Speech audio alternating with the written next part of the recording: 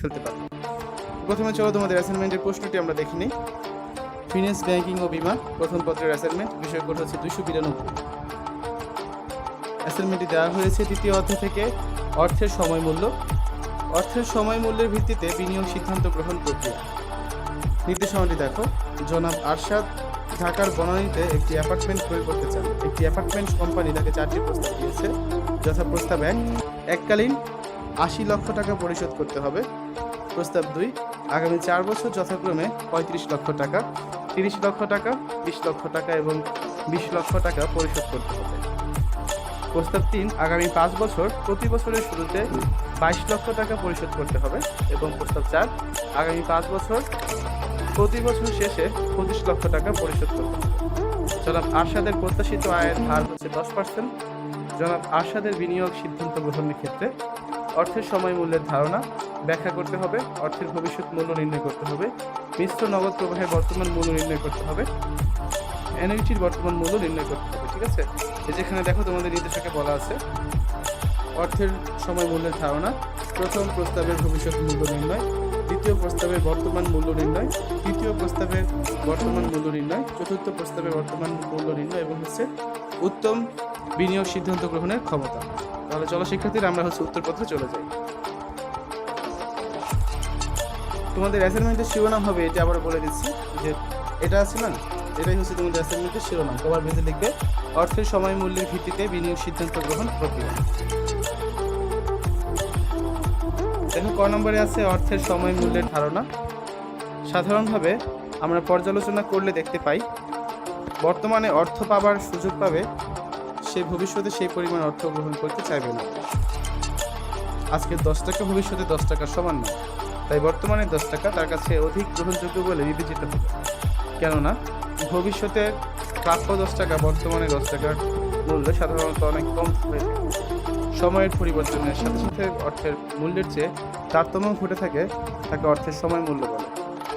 উদাহরণ, যদি কোনো ব্যক্তিকে বর্তমানে প্রদেয় 100 টাকা 1 বছর পরে প্রদান করা হয় এবং সুদের হার 10% হয়, সেক্ষেত্রে তাকে 100 + 10 অর্থাৎ 110 টাকা পরিশোধ করতে হবে। অন্যথায় লোকটি ক্ষতিগ্রস্ত হবে। যদি 1 বছর পরে তাকে 100 টাকায় পরিশোধ করা হয়, তাহলে সে প্রকৃতপক্ষে পরিশোধ করা হবে 100 × 100 ভাগ হচ্ছে 110 সমান 90.90 টাকা। তাই বলা যায় ভবিষ্যতে যে অর্থ পাওয়া যাবে তা বর্তমান মূল্য কমে যাবে। একই অর্থের সময় মূল্য বলা হয়। প্রথম প্রস্তাবের ভবিষ্যৎ মূল্য নির্ণয়। আমরা জানি এককালীন জমা ভবিষ্যৎ মূল্য সমান হচ্ছে বর্তমান মূল্য গুণ 1 যোগ মুনাফার হার পাওয়ার হচ্ছে সময়। তো এখানে বর্তমান মূল্য দেওয়া আছে 80 লক্ষ টাকা, 1 যোগ মুনাফার হার হচ্ছে 0.10, 10% বলা ছিল, সময় হচ্ছে 1 বছর, উপরে 1 দিলাম। তাহলে এখানে দেখো আমাদের 80 লক্ষ গুণ থাকে 1.1, তো এটাকে 1.1 দ্বারা গুণ করলে হয় 88 লক্ষ টাকা। ঠিক আছে, সময় উল্লেখ না থাকায় 1 বছরের ভবিষ্যৎ মূল্য নির্ণয় করা হলো চক্রবৃদ্ধি মুনাফা পদ্ধতিতে, যেহেতু এখানে সময় উল্লেখ ছিল না। পরবর্তীতে দেখো গ নম্বর, দ্বিতীয় প্রস্তাবের বর্তমান মূল্য নির্ণয়। আমরা ধরে নিই বর্তমান মূল্য হচ্ছে পিভি অর্থাৎ প্রেজেন্ট ভ্যালু, ভবিষ্যৎ মূল্য এফভি মানে ফিউচার ভ্যালু, বছর হচ্ছে এম আর প্রত্যাশিত আয়ের হার হচ্ছে আর। আমরা জানি বর্তমান মূল্য পিভি সমান হচ্ছে FV 1 / 1 + r two the power n যোগ হচ্ছে FV 2 / 1 + r two the power n, FV 3 1 + r two the power n এবং FV 4 1 + r two the power n। তো এখানে দেখো আমরা হচ্ছে 35 লক্ষ টাকা লিখলাম। এফভি মান 4টা ভ্যালু দেওয়া ছিল, তারপর হচ্ছে 30 লক্ষ, তারপর ছিল 20 লক্ষ, তারপর ছিল আবার 20 লক্ষ, আর নিচে হচ্ছে 1 যোগ 0.1, কারণ আর এর মান এখানে আমাদের 10% হার বলা আছে। ঠিক আছে, আর বছর 1 2 3 4 এটা আমাদের বলা আছে প্রত্যেক বছর অন্তত। তাহলে এখানে দেখো আমরা ক্যালকুলেশন করবো, সিম্পলি ক্যালকুলেটরতে করবে। আরেকটা কথা বলে নিই, তোমরা হচ্ছে ক্যালকুলেশনগুলো চেক করে নিবে, তোমাদের ক্যালকুলেটরতে করে তারপর হচ্ছে অ্যান্সারগুলো লিখবে, কারণ এখানে ক্যালকুলেশন ভুলও হতে পারে। ঠিক আছে, তো এখানে দেখো ক্যালকুলেশন করলে থাকে হচ্ছে এটা, এখানে থাকে হচ্ছে এটা, এখানে থাকে এটা, এখানে থাকে এটা, সবগুলো যোগ করলে আসে বিশাল একটা সংখ্যা আছে। কত আছে এখানে? 85,29,813 টাকা 53 পয়সা। ঠিক আছে, তারপর দেখো ঘ নয়ে তৃতীয় প্রস্তাবে বর্তমান মূল্য নির্ণয়। আমরা ধরি বর্তমান মূল্য হচ্ছে পিভি, বার্ষিক কিস্তি হচ্ছে বছর হচ্ছে এন, আর প্রত্যাশিত আয়ের হার হচ্ছে আর। তো আমরা জানি এই সূত্রটা লিখতে কি আছে দেখো, বর্তমান মূল্য পিভি সমান হচ্ছে A into 1 minus 1 divided by 1 minus R to the power N divided by হচ্ছে আর, গুণ আকারে আছে হচ্ছে 1 প্লাস আর। ঠিক আছে, এখানে দেখো সমান এর মান হচ্ছে 22 লক্ষ,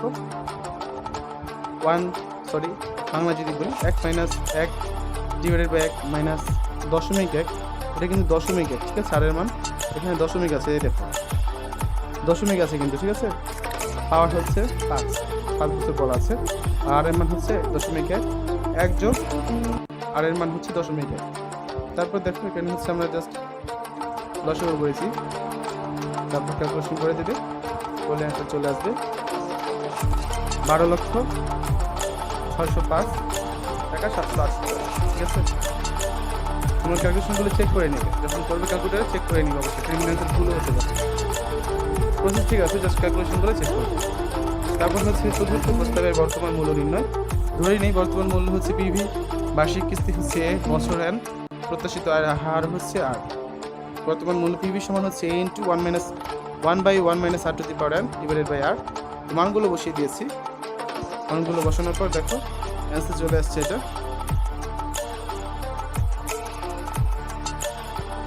এরপর দেখো উত্তম বিনিয়োগ সিদ্ধান্ত গ্রহণের ক্ষমতা। উপরিউক্ত 4টি প্রস্তাব বিশ্লেষণ করে আমরা যে ফলাফল পাই তা হলো, প্রথম প্রস্তাবে বর্তমান মূল্য 80 লক্ষ টাকা, দ্বিতীয় প্রস্তাবে বর্তমান মূল্য 85,29,813 টাকা 53 পয়সা, তৃতীয় প্রস্তাবে বর্তমান মূল্য হচ্ছে 12,605, চতুর্থ প্রস্তাবে বর্তমান মূল্য হচ্ছে এটা। উল্লিখিত 4টি প্রস্তাব বিশ্লেষণ করলে এই সিদ্ধান্ত একমত হওয়া যায় যে প্রথম প্রস্তাবটি গ্রহণযোগ্য, কারণ অন্যান্য প্রস্তাবগুলো হচ্ছে এই প্রস্তাবটি বর্তমান মূল্য তুলনামূলকভাবে কম, কিন্তু এককালীন 80 লক্ষ টাকা পরিশোধ করা কষ্টসাধ্য ব্যাপার। তাই দ্বিতীয় প্রস্তাবটির অধিক গ্রহণযোগ্য, কেননা বাকি দুটি প্রস্তাবের তুলনায় এই প্রস্তাবে বর্তমান মূল্য হচ্ছে কম। আচ্ছা, এগুলো সব হচ্ছে দশমিক, এটা কমা না। ঠিক আছে, তার মানে হচ্ছে সবগুলো হচ্ছে কমা, তার মানে এখানে হচ্ছে 1,26,00,000 লক্ষ, এখানে হচ্ছে 1,30,00,000 লক্ষ। ঠিক আছে, নট 13,000 আর 12,000 না, 1,26,00,000 লক্ষ 1,30,00,000 লক্ষ বলাই ভুল হয়েছিল। আর তোমরা হচ্ছে অবশ্যই ক্যালকুলেটারে অ্যান্সারগুলো বের করে নেবে। তো শিক্ষার্থীরা, এই ছিল তোমাদের 2021 সালের এইচএসসি পরীক্ষার্থীদের পঞ্চম সপ্তাহের ফিন্যান্স, ব্যাংকিং ও বীমা বিষয়ক অ্যাসাইনমেন্টের উত্তরপত্র। তো আজ এই পর্যন্তই, সবাই ভালো থাকবে, আল্লাহ হাফেজ।